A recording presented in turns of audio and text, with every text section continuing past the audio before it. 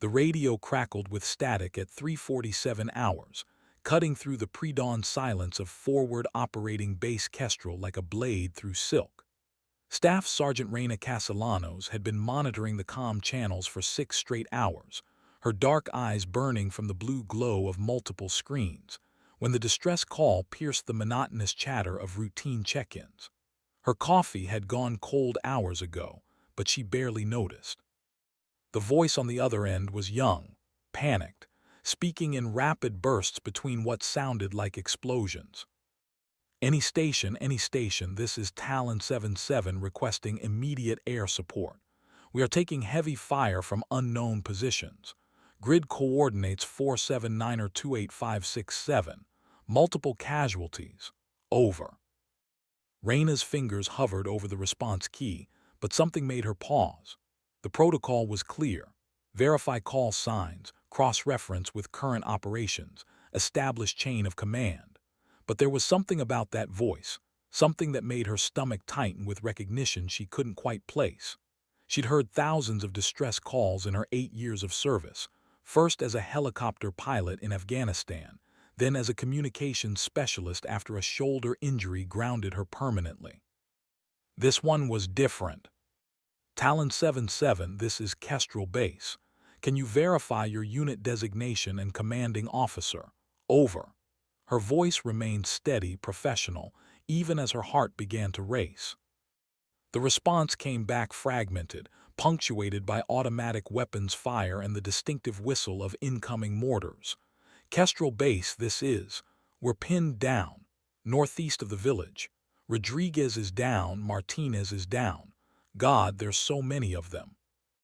That's when Reina heard it. A sound that made her blood turn to ice water. In the background, barely audible above the chaos, someone was singing. Not loudly, not dramatically, but soft and low, the way their mother used to sing to them when thunderstorms rolled across the Texas plains. It was an old Mexican lullaby, Dayamit mi niña, and only one person Reina knew sang it exactly that way, with that particular inflection on the high notes. Her sister Luna had been deployed to Syria 3 months ago with the 75th Ranger Regiment. According to official channels, her unit was conducting routine patrols in a completely different sector, nowhere near the coordinates Talon 77 had just transmitted. But Reina knew that voice, knew that song, knew the way Luna's pitch always wavered slightly when she was scared.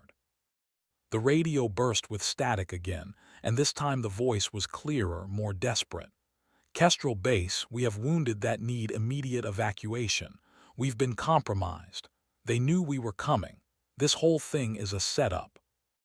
Reina's hands were shaking now as she reached for the duty officer's direct line. But something stopped her. If Luna's unit was operating off books, if they were somewhere they weren't supposed to be, then following standard protocol might not just fail to help them, it might get them killed. Staff Sergeant Castellanos had always been known for following the rules. Her personnel file was spotless, her efficiency ratings exemplary. She'd earned her communications specialty through meticulous attention to detail and unwavering adherence to procedure. But as she stared at the radio, listening to her sister's unit die slowly in real time, she realized that sometimes the rules weren't enough. The next transmission made her decision for her. Kestrel Base, this is Talon 77. We have 12 minutes of ammunition remaining. Enemy forces are closing from 3 directions. If you can't get us air support, at least tell our families we died fighting. Reina closed her eyes, took a deep breath, and began typing commands into her computer that would either save her sister's life or end her own career. She'd been underestimated her entire military career, dismissed as just another desk jockey who couldn't hack it in the field. Tonight, she was going to prove them all wrong. The first thing she did was bypass the normal chain of command entirely. Using her access codes, she pulled up the real-time satellite feeds for the coordinates Talon 77 had provided. What she saw made her curse under her breath. The unit was surrounded, trapped in a small compound with no apparent escape routes. Heat signatures showed at least 40 enemy combatants moving in coordinated patterns around the perimeter. This wasn't some random firefight. This was a carefully planned ambush. Talon 7-7, this is Kestrel Base. I'm showing multiple hostile contacts on thermal. Can you confirm your exact position within the compound? The response came back immediately, and this time Reyna was certain. The voice belonged to Sergeant First Class Luna Castellanos, her little sister, the girl who used to climb into her bed during thunderstorms and ask her to tell stories about flying helicopters. Kestrel Base were in the northeast corner of the compound, behind what used to be a stone wall. We've got good cover but limited ammunition. The wounded are. Jesus, Rodriguez isn't going to make it without immediate medical attention. Reyna's mind raced through options. The nearest Apache gunships were 40 minutes away. The closest quick reaction force was an hour out. By the time official help arrived, there would be nothing left but bodies and explanations. She needed something closer, something immediately available. That's when she remembered the Predator drone. Colonel Marcus Webb had been running classified surveillance operations out of a small hangar on the far side of the base. Officially, the program didn't exist. Unofficially, everyone knew that Webb had been conducting what he called proactive intelligence gathering, using armed drones that could be deployed within minutes of receiving target coordinates. Reyna had processed dozens of his requisition forms for ammunition and fuel, all filed under budget categories that made no sense unless you knew what you were looking for. The problem was that Webb despised her. He'd made it clear from the moment she'd arrived at Kestrel Base that he considered her a washed-up pilot who couldn't cut it in the real military. Their last interaction had involved him loudly questioning her competence in front of half the communications staff, suggesting that maybe she'd be better suited to filing paperwork than handling critical radio traffic. But Webb was her sister's only hope. Reyna grabbed her jacket and sprinted across the compound toward the hangar. The night air was cold against her face, carrying the scent of aviation fuel and the distant smoke of burning trash. Her boots echoed against the concrete as she ran, each step taking her further from protocol and deeper into the kind of territory that ended careers. The hangar was supposed to be empty at this hour, but she could see light spilling from beneath the doors. Webb's modified Suburban was parked outside, which meant he was either preparing for another one of his mysterious missions or cleaning up after one that had just ended. She didn't knock. Time was a luxury Luna didn't have. Webb looked up from a bank of monitors showing multiple drone feeds as she burst through the door. His expression immediately shifted from surprise to irritation. "Sergeant Castellanos, this is a restricted area. You need to leave immediately." "Colonel, I need your help. There's a unit pinned down in Sector 7, taking heavy casualties. They need immediate air support." Webb's eyes narrowed. "I'm not in the business of rescuing lost patrols, Sergeant. File a request through proper channels." "Sir, with respect, they don't have time for proper channels. They'll be dead in 30 minutes. "Then they should have planned better." Webb turned back to his monitors, dismissing her with the gesture. "The door is behind you." Reyna felt something snap inside her chest. 8 years of taking orders, 8 years of being talked down to, 8 years of being told she wasn't good enough for the job she'd trained her entire life to do. But this wasn't about her anymore. This was about Luna, about the Rangers who were dying while she stood here arguing with an arrogant officer who'd never seen real combat. "Colonel, the unit commander is Luna Castellanos. She's my sister." Webb's hand stilled on the keyboard. He turned slowly, and for the first time since she'd known him, his expression was unreadable. "Your sister is deployed with the 75th Ranger Regiment in Syria. This is Afghanistan." "Sir, I know my sister's voice. I know the songs she sings when she's scared. That's her on the radio, and she's going to die unless we do something right now." The silence stretched between them like a held breath. Finally, Webb spoke, his voice careful and measured. "Sergeant, if what you're saying is true, then your sister is involved in an operation that officially doesn't exist. Helping her would mean acknowledging that operation, which would compromise national security in ways that could affect hundreds of lives. Colonel, I understand the implications, but I also understand that my sister is one of 12 Rangers who are about to be overrun by enemy forces. Whatever mission they're on, whatever rules they might have broken, they're Americans. They deserve to come home. Webb stared at her for a long moment, his pale eyes reflecting the glow of the monitors. Finally, he nodded toward a chair. Sit down, Sergeant, and tell me everything you know about this voice you heard. Raina pulled out her radio and tuned it to the frequency where she'd been monitoring Talon 77. The channel was quieter now, which wasn't a good sign. She adjusted the volume and waited. After 30 seconds, Luna's voice came through again, fainter than before. Kestrel Base, this is Talon 77. We're down to single-digit ammunition counts. Rodriguez didn't make it. We need immediate extraction or we're going to join him. Webb's expression shifted as he listened. When the transmission ended, he was quiet for a long moment. Then he moved to one of his computers and began typing rapidly. Sergeant, I need you to understand something.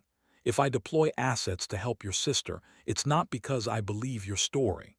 It's because I've just confirmed that there are 12 American soldiers in that compound, and regardless of how they got there, they're my responsibility now. He pulled up a satellite feed showing the compound in real time. The heat signatures were moving differently now, the enemy forces tightening their perimeter. I've got a Predator drone 8 minutes out from their position. It's armed with 2 Hellfire missiles, which should be enough to break up the attack and give them a chance to escape. But Sergeant, if this goes wrong, if your sister is somehow involved in something that compromises our strategic position in this region, then we're all going to face consequences that extend far beyond our military careers. Raina watched the monitor, counting the red dots that represented enemy combatants.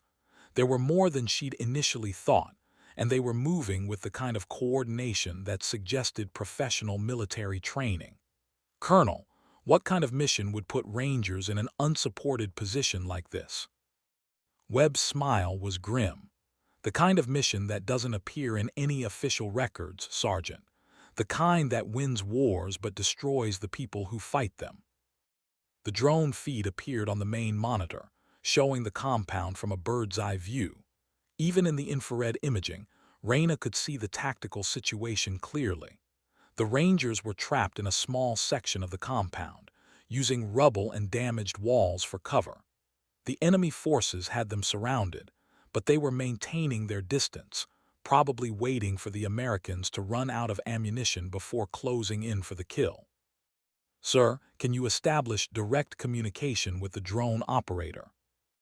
I am the drone operator, Sergeant. This is a one-man show. Webb's fingers moved across the controls with practiced efficiency.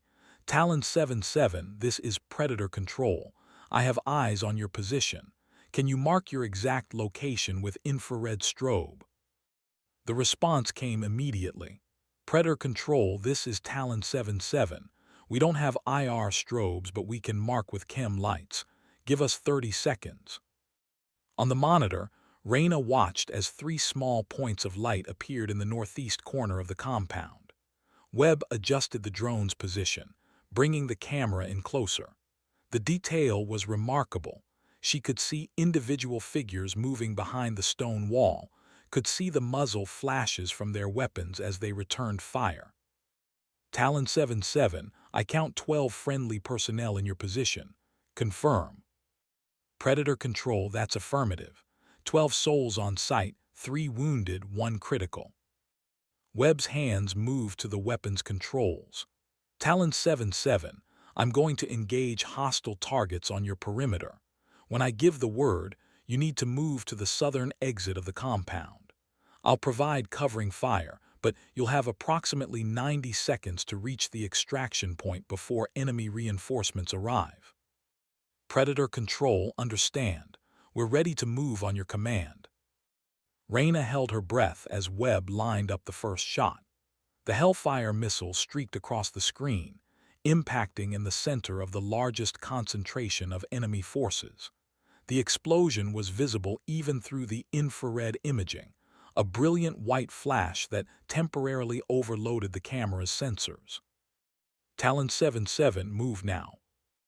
On the monitor, she watched the heat signatures of the Rangers break cover and begin moving toward the southern exit. They moved well, even carrying their wounded, maintaining tactical spacing, and providing covering fire for each other.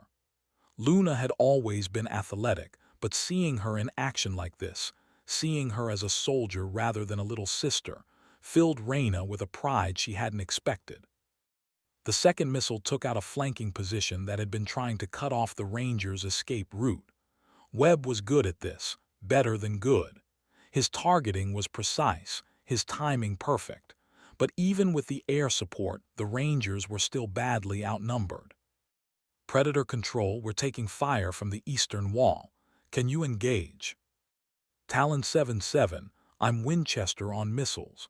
I can provide surveillance and target designation, but I can't engage additional targets.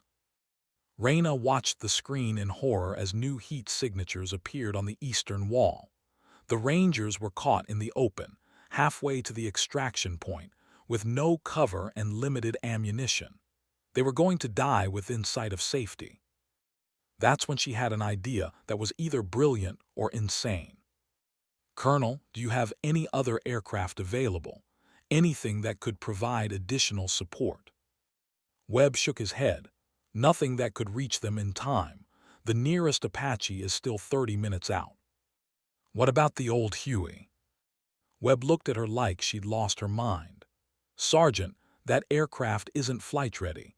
It's been sitting in the maintenance hangar for 3 months waiting for parts. But the engines run, right? I saw the mechanics doing power checks on it last week. Sergeant, even if the aircraft were operational, you're not cleared to fly. Your medical profile specifically prohibits. Colonel, my medical profile prohibits me from flying in combat operations. This would be a search and rescue mission. Webb stared at her for a long moment. Sergeant, that's the most creative interpretation of military regulations I've heard in 20 years of service. Even if I agreed to let you attempt this, the Huey isn't armed. You'd be flying into a combat zone in an unarmed aircraft with no support. Sir, I don't need to fight them. I just need to get my sister and her team out of there. On the monitor, the Rangers had taken cover behind a low wall, but their position was rapidly becoming untenable. Enemy forces were closing from 3 directions, and their ammunition was nearly exhausted. Time was running out. Talon 77, this is Predator Control. What's your status? Predator Control, we're surrounded. We've got maybe 2 minutes of ammunition left, and Martinez is bleeding out. We need immediate extraction or we're not going to make it. Webb looked at Reyna, then at the screen, then back at Reyna. Sergeant, if you do this, if you somehow manage to get that aircraft airborne and fly it into a combat zone, you'll be court-martialed. Your career will be over. Your pension, your benefits, everything you've worked for gone. Colonel, my sister is dying on that screen. My career doesn't matter if she's not alive to see me have one. Webb was quiet for a long moment. Then he reached into his desk drawer and pulled out a set of keys. Sergeant, I'm going to step outside to make a phone call. While I'm gone, if someone were to accidentally start up that old Huey and take it for an unauthorized flight, well, I suppose I'd be too busy with my phone call to notice. Reyna took the keys, her hands trembling. Colonel, thank you. Don't thank me yet, Sergeant. Thank me when you bring them home. The maintenance hangar was a 5-minute sprint from Webb's operations center. Reyna ran through the darkness, her mind racing through pre-flight checklists she hadn't used in 2 years. The A-1H Huey was a relic from the Vietnam War, but it was also one of the most reliable helicopters ever built. If the mechanics had been doing power checks, then the engines were functional. The question was whether the rest of the aircraft was airworthy. She found the Huey exactly where she'd expected, squatting in the center of the hangar like a sleeping giant. The aircraft looked ancient, its olive-drab paint faded and chipped, but the rotor blades were in good condition and the cockpit had been recently cleaned. Someone had been taking care of this old bird. Raina climbed into the pilot's seat and began her pre-flight inspection. The fuel gauges showed 3/4 full, which was enough for a round trip to the compound and back. The engines started on the first try, their familiar whine filling the hangar with sound and vibration. She could feel the aircraft coming alive beneath her hands, responding to her touch like an old friend. Predator Control, this is Rescue 1. I'm airborne and en route to Talon 77's position. Webb's voice came back immediately. Rescue 1, be advised that you are flying into an active combat zone. Enemy forces are equipped with small arms and rocket-propelled grenades. Recommend you approach from the south and stay low to avoid detection. Predator Control, understood. What's the current situation with Talon 77? Rescue 1, they're still holding their position, but they're critically low on ammunition. You have maybe 10 minutes before they're overrun. Raina pushed the Huey to its maximum speed, flying low over the desert landscape. The familiar vibration of the rotor blades, the sound of the engines, the feeling of being in control of a flying machine again, it all came back to her like muscle memory. She'd forgotten how much she loved this, how much she'd missed the pure joy of flight. But this wasn't a joyride. This was a rescue mission, and her sister's life hung in the balance. Talon 77, this is Rescue 1. I'm inbound to your position in approximately 4 minutes. Can you provide me with a landing zone? Luna's voice came back, filled with surprise and hope. Rescue 1, there's a small clearing about 200 meters south of our position.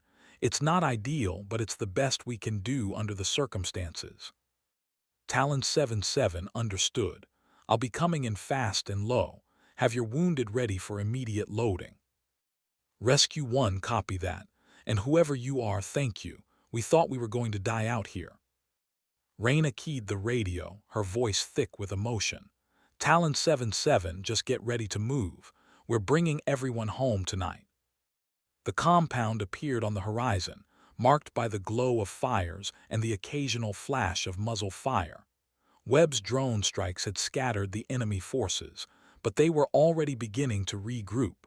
Raina could see movement in the surrounding buildings, heat signatures that suggested the Rangers were still heavily outnumbered.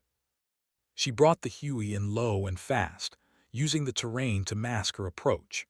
The landing zone was exactly where Luna had said it would be, a small clearing surrounded by low hills that provided some protection from enemy fire. But it was also uncomfortably close to the compound, well within range of small arms fire. Talon 77, this is Rescue 1. I'm beginning my approach. Pop smoke to mark your position. Green smoke began billowing from the Rangers' position, providing a clear visual reference. Raina could see them moving, preparing to break cover and run for the landing zone. She touched down hard, the Huey skids hitting the rocky ground with a jarring impact that sent vibrations through the entire aircraft. Talon 77, Rescue 1 is on the ground. Move, move, move. The Rangers broke cover in a coordinated rush, carrying their wounded and providing covering fire for each other. Raina kept the engines at full power, ready to lift off at a moment's notice. Through the cockpit window, she could see muzzle flashes from the compound as enemy forces began to realize what was happening. The first Rangers reached the aircraft and began loading the wounded. Raina turned in her seat to help, and that's when she saw her sister's face for the first time in over a year. Luna was dirty, exhausted, and bleeding from a cut on her forehead, but she was alive.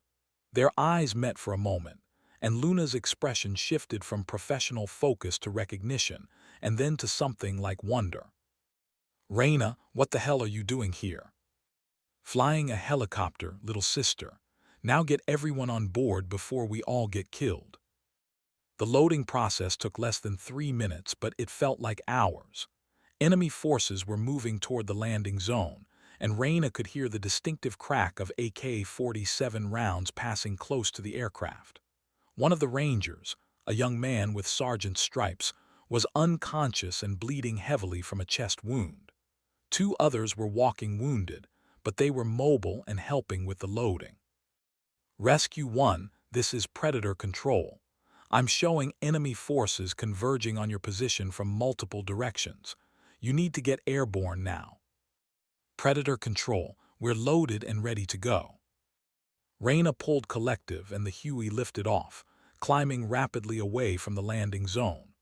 Almost immediately, tracer rounds began streaking past the aircraft, green lines of light that looked deceptively pretty in the darkness. She banked hard to the right, using the terrain to break line of sight with the shooters.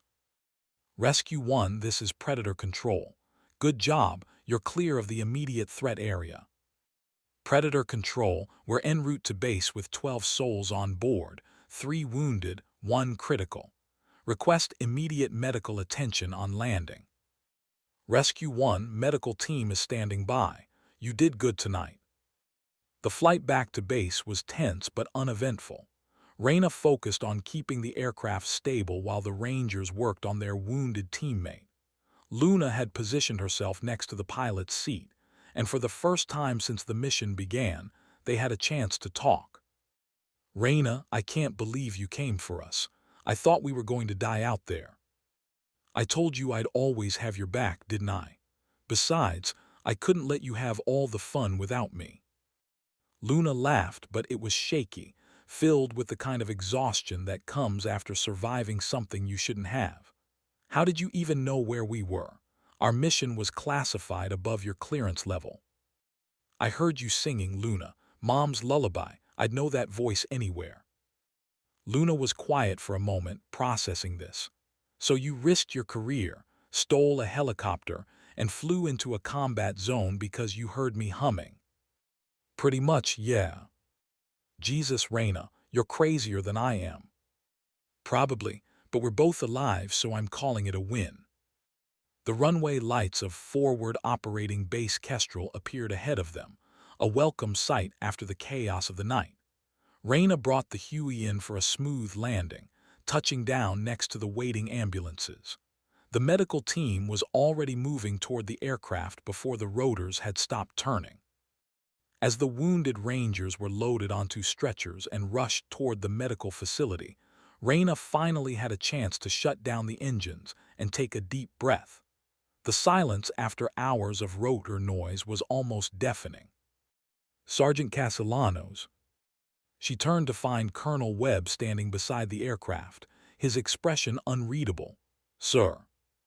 That was either the most impressive piece of flying I've ever seen, or the most spectacularly insubordinate act in the history of military aviation. I haven't decided which yet. Sir, Sergeant, report to my office at 800 hours. We need to discuss the official version of tonight's events. As Webb walked away, Luna approached, still in her combat gear but looking more like the little sister Reyna remembered. So, what happens now? Now we face the music. But Luna, whatever happens to me, I want you to know that I'd do it again. Every time. You're my sister and family looks out for family. Luna hugged her, and for a moment, Reyna forgot about the potential consequences of her actions. She'd saved her sister's life, and that was worth any price she might have to pay. But as she watched the sun rise over the Afghan mountains, she couldn't shake the feeling that this was just the beginning of something much larger and more dangerous than a simple rescue mission. The debriefing began at 800 hours sharp in Colonel Webb's office. Present were Webb himself, Major Patricia Hendricks from the Judge Advocate General's office, and Lieutenant Colonel James Morrison, the base commander. Reyna sat at attention, her dress uniform crisp and her expression calm, despite the storm of emotions churning inside her. Sergeant Castellanos, Morrison began, you are here to discuss the events of last night, specifically your unauthorized use of military aircraft in a combat zone. Before we begin, I want to make it clear that anything you say here will be used in any subsequent legal proceedings. Sir, I understand. Major Hendricks opened a thick folder and consulted her notes. Sergeant, at approximately 4:15 hours, you removed a A-1H helicopter from the maintenance hangar and flew it into a designated combat zone without authorization, without a co-pilot, and without following proper safety protocols. Is this correct? Ma'am, that's correct. And you did this to rescue personnel from an operation that, according to official records, doesn't exist. Raina hesitated for a moment. Ma'am, I did this to rescue American soldiers who were in immediate danger of being killed by enemy forces. Colonel Webb leaned forward. Sergeant, the personnel you rescued were operating under classified orders. Their mission was compartmentalized above your security clearance. How did you know they needed help? Sir, I was monitoring routine communications when I heard a distress call. I recognized the voice of one of the personnel as my sister, Sergeant First Class Luna Castellanos. Morrison's eyebrows rose. Your sister was supposed to be deployed with the 75th Ranger Regiment in Syria. Can you explain why she was in Afghanistan? Sir, I cannot explain that. I can only tell you that she was in danger, along with 11 other American soldiers, and I had the means to help them. The room fell silent. Finally, Webb spoke. Sergeant, what you did last night was technically a violation of multiple regulations. You could face court-martial, reduction in rank, forfeiture of pay, and possible imprisonment. Sir, I understand the consequences of my actions. However, Webb continued, you also saved the lives of 12 American soldiers. That has to count for something. Major Hendricks consulted her notes again. Sergeant, there's another issue. The helicopter you flew was officially listed as non-operational. According to maintenance records, it shouldn't have been capable of flight. Can you explain how you were able to get it airborne? Raina thought carefully before answering.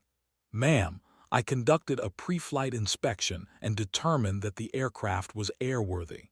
The engine started normally, and all systems appeared to be functioning within acceptable parameters. Sergeant, you're not a qualified maintenance technician. You're not authorized to make airworthiness determinations. Ma'am, I'm a pilot. I've been conducting pre-flight inspections for 8 years.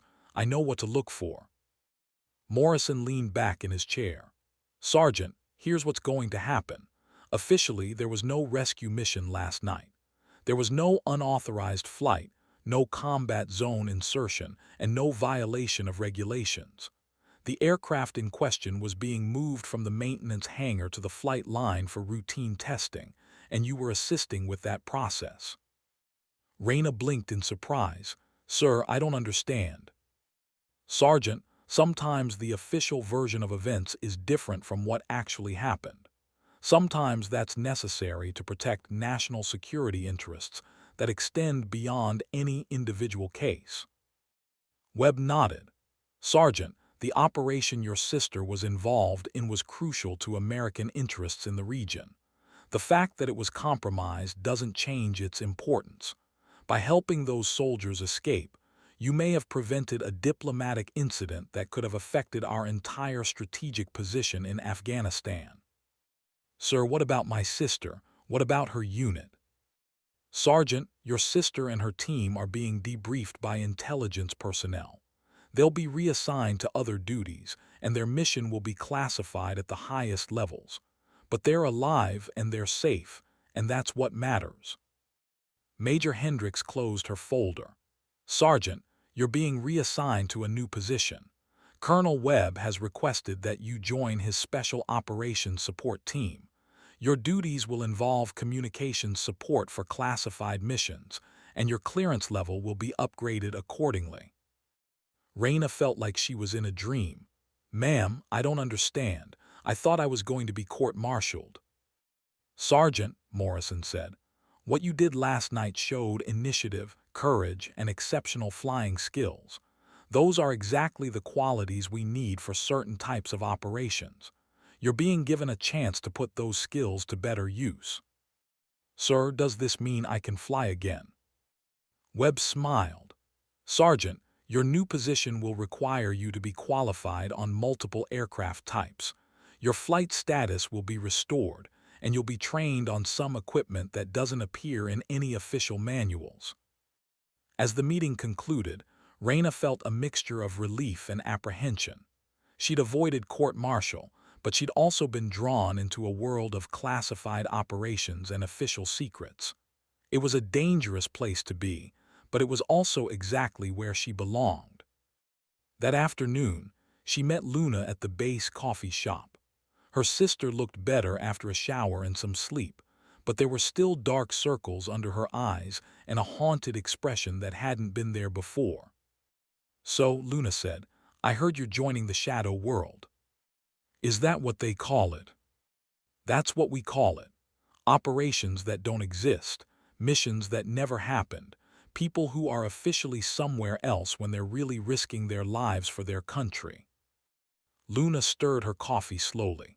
Raina, I need to tell you something about what we were doing out there, about why we were in Afghanistan when we were supposed to be in Syria. Luna, if it's classified. It's not classified anymore. Not from you. Webb cleared me to brief you on the mission, since you're going to be working with his team. Luna looked around the coffee shop, making sure they weren't being overheard. We were tracking a high-value target, someone who's been coordinating attacks against American forces across the region. Intelligence indicated he was meeting with local commanders to plan a major offensive. Our job was to confirm his location and call in a strike. What went wrong? Everything.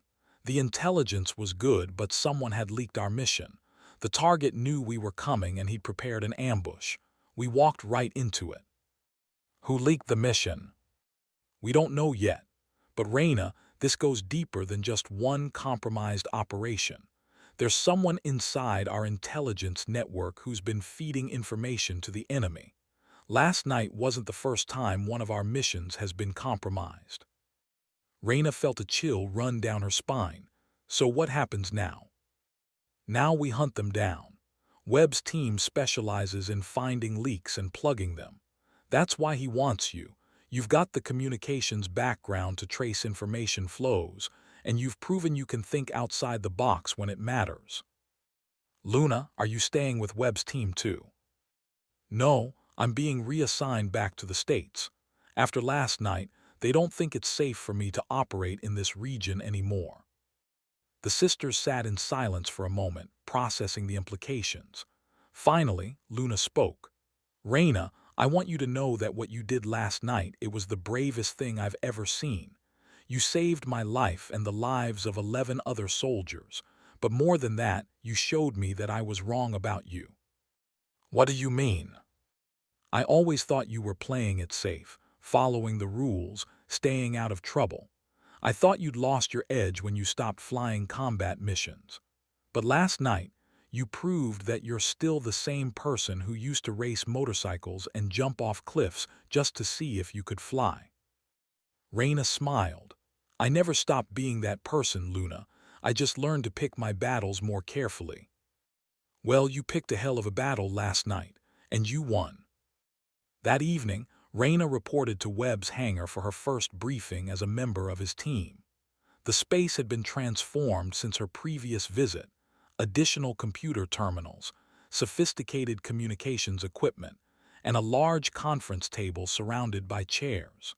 Several people she didn't recognize were already present, all wearing civilian clothes despite their obvious military bearing.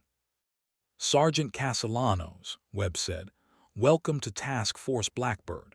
You're about to learn about operations that officially don't exist, conducted by people who are never where they appear to be. A woman with short gray hair and piercing blue eyes stood up. I'm Amanda Cross, NSA. I'll be your intelligence liaison. She gestured to a man in his 40s with a thick beard. This is Marcus Thompson, CIA. He handles our human intelligence operations. A younger man with the bearing of a Special Forces operator nodded from across the table. Captain Jake Rodriguez, Delta Force. I run tactical operations when things get messy. Webb activated a large screen showing a map of Afghanistan with various colored markers. Sergeant, what I'm about to show you is classified at the highest levels. In the past 6 months, we've lost 3 teams to compromised operations. Someone with access to our most sensitive intelligence is feeding information to enemy forces. Cross pulled up a series of photographs on her tablet. These are the operations that were compromised. In each case, American forces walked into carefully prepared ambushes. Your sister's team was the 4th, and they were lucky to survive. Thompson leaned forward. Sergeant, we believe the leak is coming from inside our own intelligence network. Someone with high-level clearance is systematically betraying American operations. We need to find them before more soldiers die. Sir, how can I help? I'm just a communications specialist. Sergeant, Webb said, you're a communications specialist who just proved she can think like a pilot, act like a commando, and fly like an angel of death. Those are exactly the skills we need. Rodriguez activated another screen showing communication intercepts. We've been monitoring enemy communications, trying to identify patterns that might reveal how they're receiving intelligence. But we need someone who understands both the technical aspects of communications and the operational aspects of how information flows through military channels. What we need, Cross added, is someone who can trace information backward through the system, identifying where leaks might be occurring and who might have access to that information. Webb handed Reyna a thick folder. Sergeant, this contains everything we know about the compromised operations. Study it tonight. Tomorrow, we start hunting. As the meeting broke up, Reyna felt overwhelmed by the scope of what she'd gotten herself into. She'd gone from monitoring routine radio traffic to hunting traitors within the American intelligence community. It was a long way from the small-town girl who joined the army to pay for college.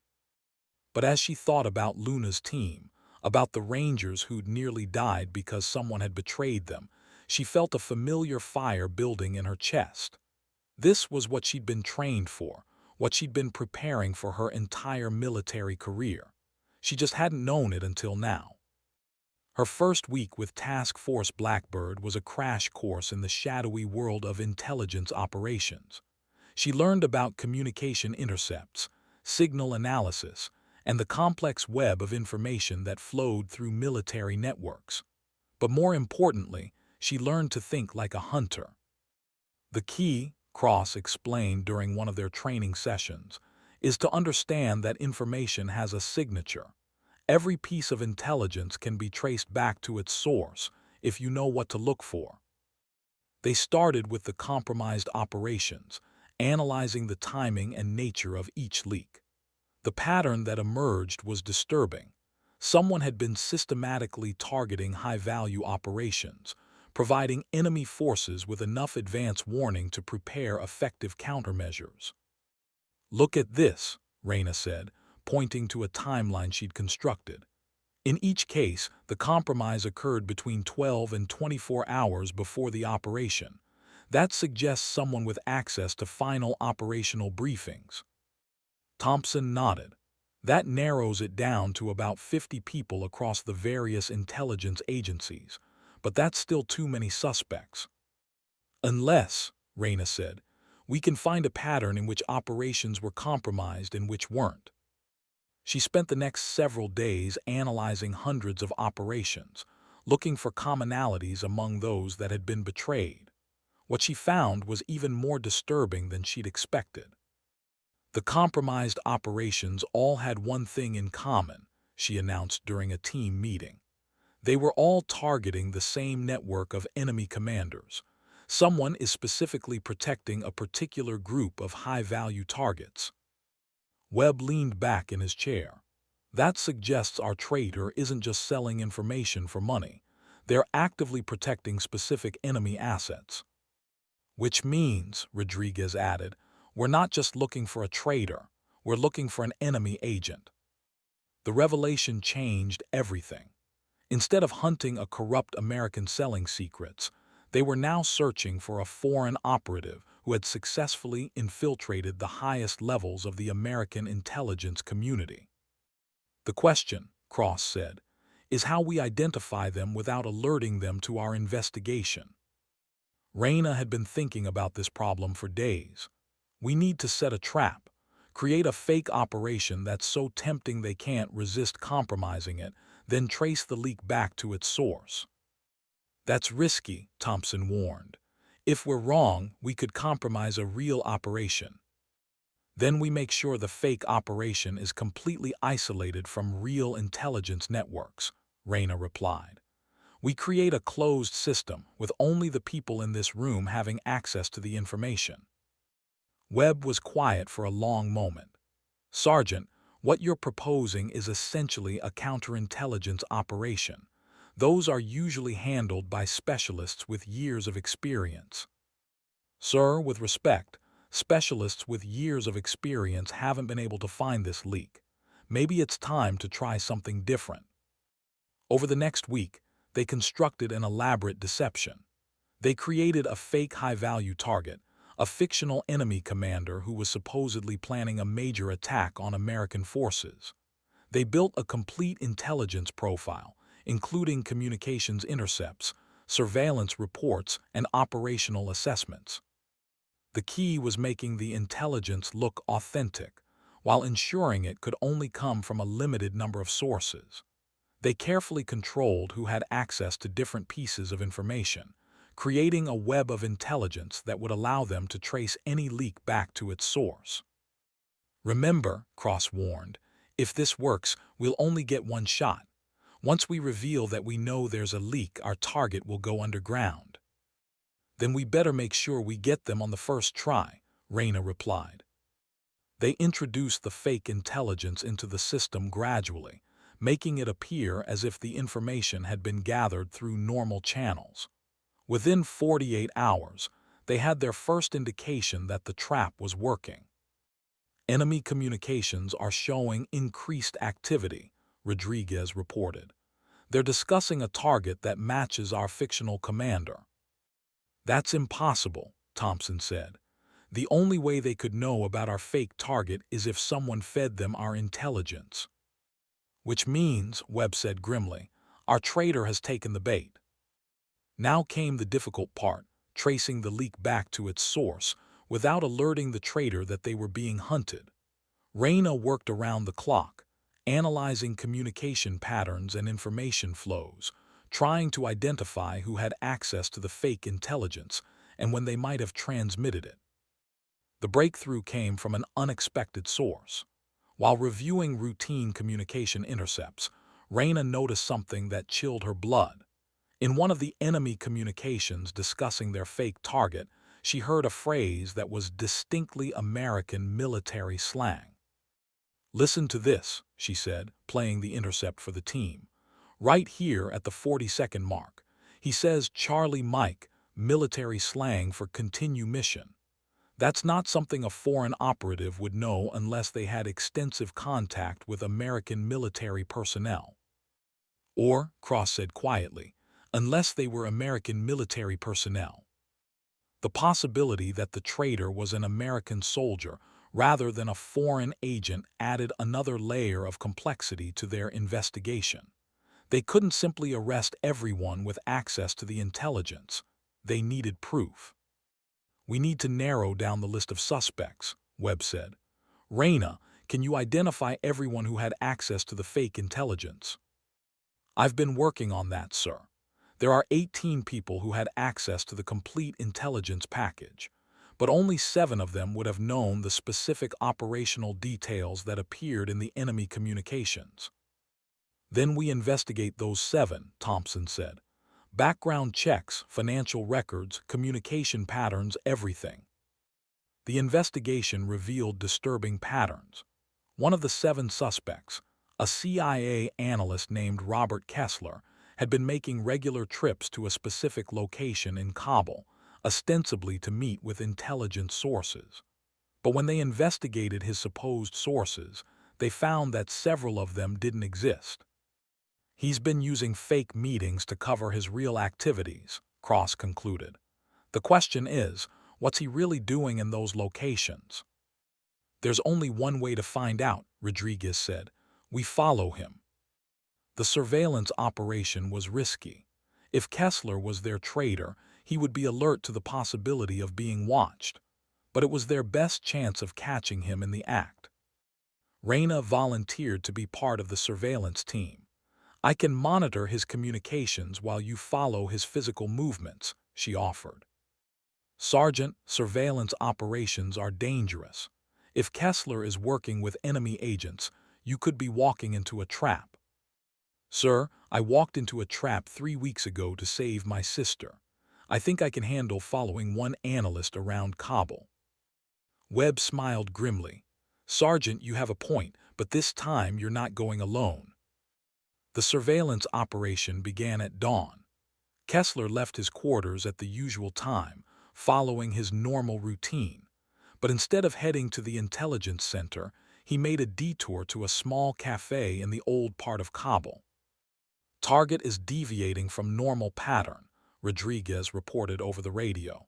He's entering the Blue Moon Cafe on Shahid Street. Through her surveillance equipment, Reyna watched Kessler take a seat at a corner table. He appeared to be alone, but she noticed that he'd positioned himself where he could observe the entire cafe while remaining partially concealed. He's acting like he's expecting someone, she reported. Professional behavior, checking sight lines and exit routes. 20 minutes later, a man in traditional Afghan dress entered the cafe. He was tall, well-built, and moved with the confidence of someone accustomed to command. He sat down at Kessler's table, and they began what appeared to be a casual conversation. Unknown subject has joined target, Rodriguez reported, taking photos for identification. Through her directional microphone, Reyna was able to pick up fragments of their conversation. What she heard confirmed their worst fears. The next operation is scheduled for Thursday, Kessler was saying. American forces will be inserting a team at grid coordinates. Target is actively passing operational intelligence to unknown subject, Reyna reported. We have our traitor. But as she continued listening, she realized that Kessler wasn't just passing intelligence, he was receiving it as well. The unknown subject was providing him with information about American operations, suggesting that the betrayal went deeper than just one corrupt analyst. Sir, I think we have a bigger problem than we thought, she reported. This isn't just Kessler selling information. This appears to be a coordinated intelligence operation. Webb's voice came back immediately. Sergeant, can you determine the scope of the operation from your position? Negative, sir, but I'm picking up references to other American personnel, other sources of intelligence. This is a network, not an individual. The surveillance continued for another hour, during which Kessler and his contact discussed multiple ongoing operations. By the time they parted ways, it was clear that American forces were facing a systematic intelligence compromise that threatened every operation in the region. We need to follow both of them, Thompson said over the radio. Kessler to see what he does with the intelligence he received, and the unknown subject to identify his network. Sir, I can maintain surveillance on Kessler while Rodriguez follows the unknown subject, Reyna offered. Negative, Sergeant. You're not trained for solo surveillance operations. Sir, with respect, I'm the only one who can monitor his communications while maintaining visual contact. If he makes any calls or sends any messages, I'll be able to intercept them. Webb was quiet for a moment. Sergeant, you're pushing the limits of what I'm comfortable with, but you're right, we need to monitor his communications. Sir, I'll be careful, and I'll maintain radio contact at all times. Kessler left the cafe and began walking through the old part of Kabul. Reyna followed at a distance, using her communications equipment to monitor his cell phone and radio frequencies. What she discovered was even more disturbing than she'd expected. Within minutes of leaving the cafe, Kessler made 3 phone calls. The first was to someone at the American Intelligence Center, asking about the timing of a specific operation. The second was to an unknown number, during which he passed along the information he just received. The third was to another American intelligence facility, requesting updates on several ongoing missions. Sir, Target is actively collecting intelligence from multiple American sources and passing it to unknown contacts, Reyna reported. This is a real-time intelligence operation. Sergeant, how many people is he in contact with? Sir, based on the communications I'm monitoring, he's part of a network that includes at least 6 other individuals. Some of them appear to be American personnel.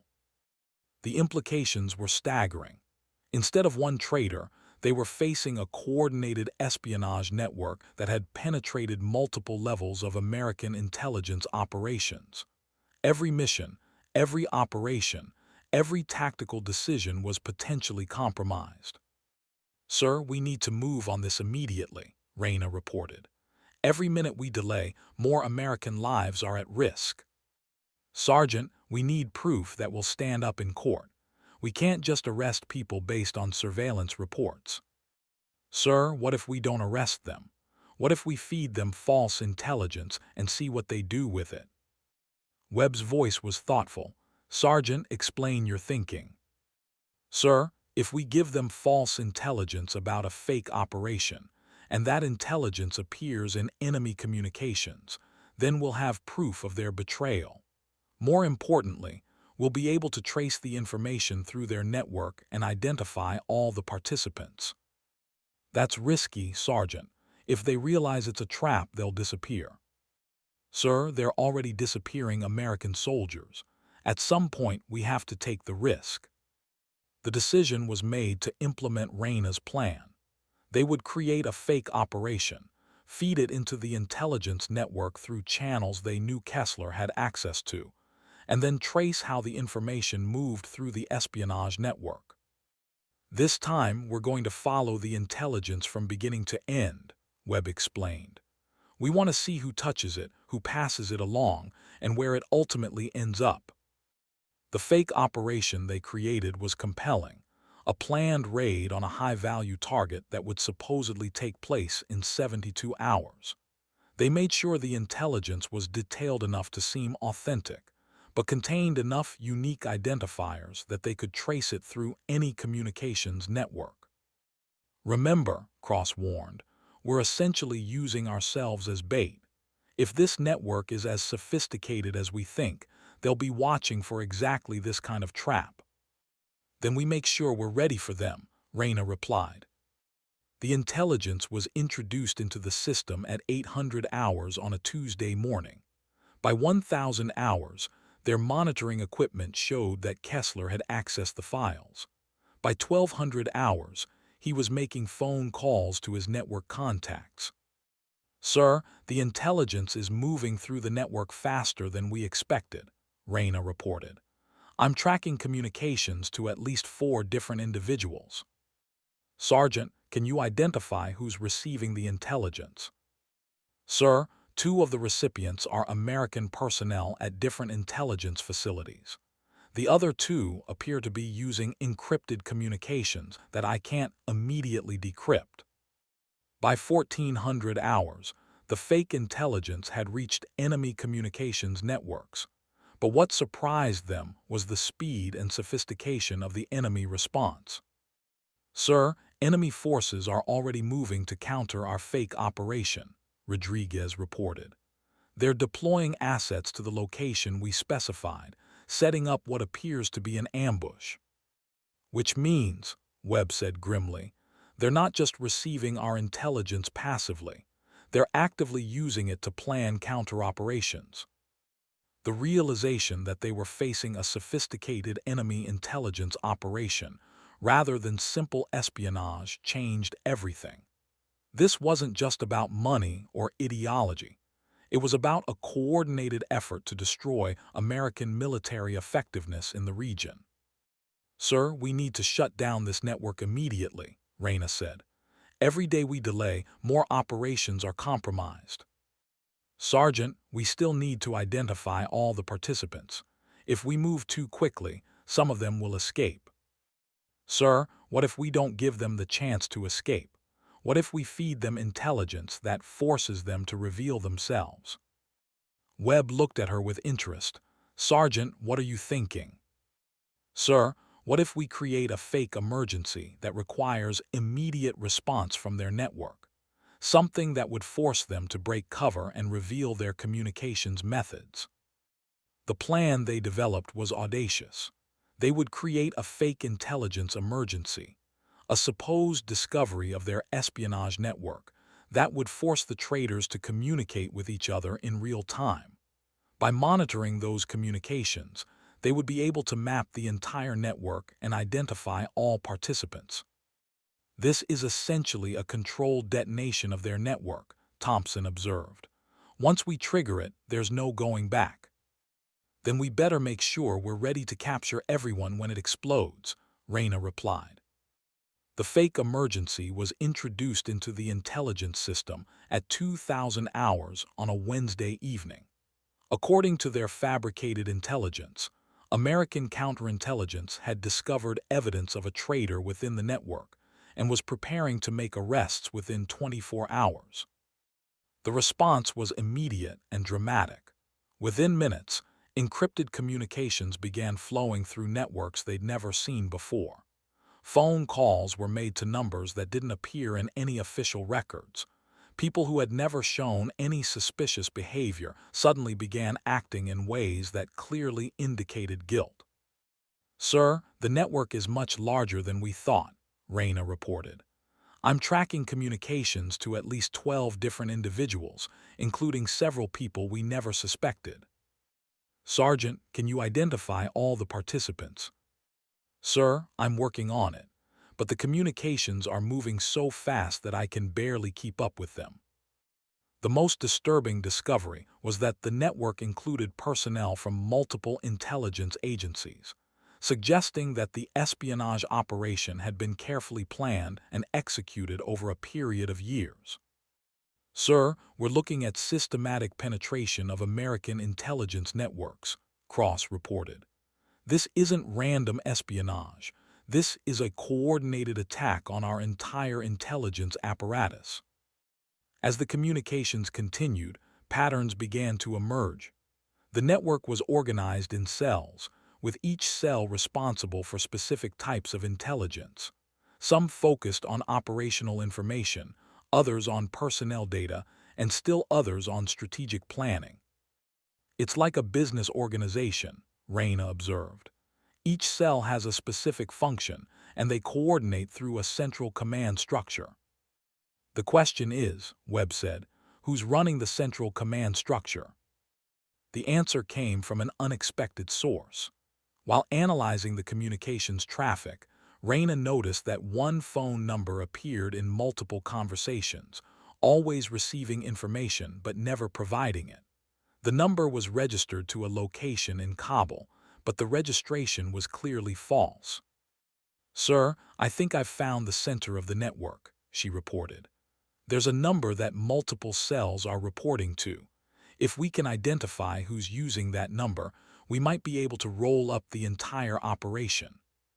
Sergeant, that's excellent work, but we need to be careful about how we approach this. If we spook the central command, the entire network could disappear. Sir, what if we don't approach them directly? What if we trace the number through electronic surveillance? The electronic surveillance revealed that the mysterious number was being used by someone with sophisticated counter-surveillance knowledge. The phone was never used from the same location twice. The conversations were brief and coded, and the user changed phones frequently. Whoever this is, they're a professional, Thompson observed. This isn't some amateur operation. Sir, I think we need to consider the possibility that we're dealing with a foreign intelligence service, Reyna said. The level of sophistication suggests state-level resources. The investigation continued for another week, during which they gathered evidence of the network's activities and identified most of its participants. What they discovered was a carefully planned operation that had been systematically gathering American intelligence for over 2 years. The scope is staggering, Webb reported during a briefing with senior commanders. They've had access to virtually every significant operation in the region. It's a miracle we haven't lost more people. Sir, what's our next move? Reyna asked. Sergeant, we're going to roll up the entire network simultaneously. Every participant will be arrested at the same time, preventing any of them from warning the others. The coordinated arrests began at 400 hours on a Friday morning.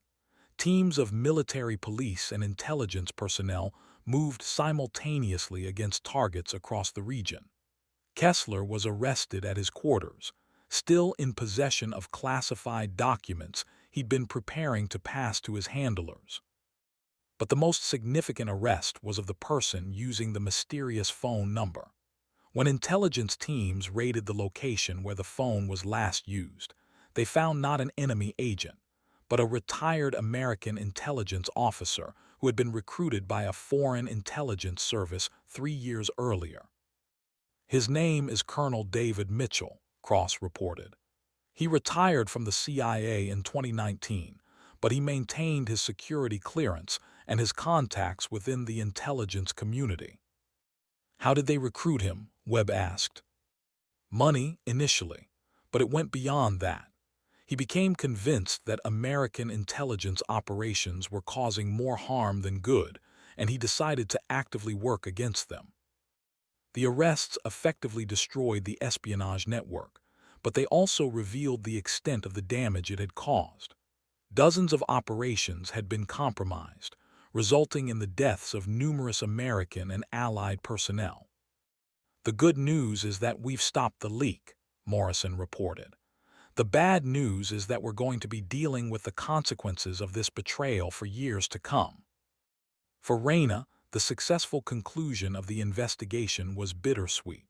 She'd helped identify and stop a major espionage operation, but she'd also learned that the military she'd devoted her life to was more vulnerable than she'd ever imagined. Sergeant, Webb said during her final debriefing, you've done exceptional work on this investigation. Your insights and your willingness to take risks were crucial to our success. Sir, I just did what needed to be done. Sergeant, you did much more than that. You thought like an intelligence officer, acted like a special operator, and flew like a test pilot. That's a rare combination of skills. Webb handed her a new set of orders. Sergeant, you're being promoted to Staff Sergeant and assigned to a new position.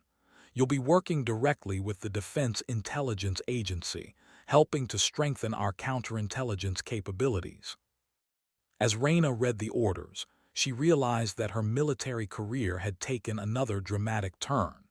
She'd gone from a grounded pilot to a communications specialist to a counterintelligence operative. Each transition had been the result of circumstances beyond her control, but each had also revealed new capabilities she hadn't known she possessed. Sir, there's one thing I need to know. What happened to my sister? Is she safe? Sergeant, your sister is fine. She's been assigned to a training position in the States where she'll be working with new Ranger recruits. She's out of harm's way. That evening, Reyna called Luna to share the news. Her sister was characteristically direct in her response. So let me get this straight, Luna said. You started as a pilot, became a communications specialist, turned into a search and rescue pilot, and now you're a counterintelligence operative. What's next, astronaut? Luna, I just go where the military needs me to go. Reyna, you've always been like that. Even when we were kids, you never backed down from a challenge. You just found a way to make it work. I learned from the best, little sister. You taught me that sometimes you have to fight for what's right, even when the odds are against you. And you taught me that sometimes the person who looks like they're playing it safe is actually planning something that will blow everyone's mind. As they talked, Reyna reflected on the path that had brought her to this point. She'd started her military career wanting to fly helicopters and serve her country. Along the way, she discovered that service took many forms, and that the most important missions weren't always the ones that appeared in official records. Her new assignment would take her to Washington, D.C., where she would work with some of the most sophisticated intelligence operations in the world. It was a long way from the small town in Texas where she'd grown up, but it was exactly where she belonged. Luna, I need to ask you something. Do you ever regret joining the military? Do you ever wonder what your life would have been like if you'd made different choices? Raina, I've never regretted serving my country, but I've learned that service isn't just about following orders or completing missions. It's about taking care of the people who serve beside you and making sure that the sacrifices we make actually mean something. What do you mean? I mean that what you did for my team, what you did during the investigation, that's what service really looks like. You didn't just follow orders. You saw what needed to be done, and you found a way to do it, even when it meant risking everything you'd worked for. Luna paused for a moment. Raina, I'm proud of you, not just for what you accomplished, but for who you've become. You're the kind of soldier that other soldiers want to follow into battle. Luna, I'm just trying to do my job. No, you're not. You're trying to do the right thing even when it's hard. That's what makes you special. As Raina prepared for her new assignment, she thought about the lessons she'd learned over the past month. She'd learned that courage wasn't the absence of fear, but the willingness to act despite fear. She'd learned that leadership wasn't about rank or position, but about taking responsibility when others couldn't or wouldn't. Most importantly, she'd learned that sometimes the most important battles were fought not with weapons, but with intelligence, determination, and the willingness to risk everything for the people you cared about. Her final night at Forward Operating Base Kestrel was quiet. She walked around the base, saying goodbye to the places where she'd learned so much about herself and her capabilities. The maintenance hangar where she'd borrowed the helicopter. The communications center where she'd first heard Luna's voice calling for help. Webb's operations center where she'd learned to think like a hunter. Each location held memories of decisions that had changed her life. But as she looked back on those decisions, she realized that she wouldn't change any of them. Every choice, every risk, every moment of uncertainty had led her to exactly where she needed to be. The next morning, she boarded a transport plane for the flight to Washington. As the aircraft lifted off, she looked down at the Afghan landscape one last time. Somewhere down there, American soldiers were still fighting, still taking risks, still depending on people like her to support them from the shadows. Her radio crackled with a message from the pilot. Passenger in seat 12A, this is the captain. We've got a smooth flight ahead of us and we should arrive on schedule. Thank you for your service. Raina smiled and keyed her radio. Captain, this is Staff Sergeant Castellanos. Thanks for the ride. And Captain, keep the blue side up. Staff Sergeant, that's a Roger. We'll keep the blue side up. As the plane climbed toward cruising altitude, Raina thought about the future. She was heading into unknown territory, facing challenges she couldn't yet imagine. But she was ready for whatever came next. She'd learned to fly, learned to fight, and learned to think. Most importantly, she'd learned that the sky wasn't the limit, it was just the beginning. The aircraft disappeared into the morning sky, carrying her toward new adventures and new opportunities to serve. Behind her, the sun was rising over the Afghan mountains, painting the sky in shades of gold and crimson. It was a beautiful sight, and for the first time in months, Staff Sergeant Raina Castellanos felt truly optimistic about the future. Her call sign had been Angel during her flying days, a reference to her ability to appear when people needed help most.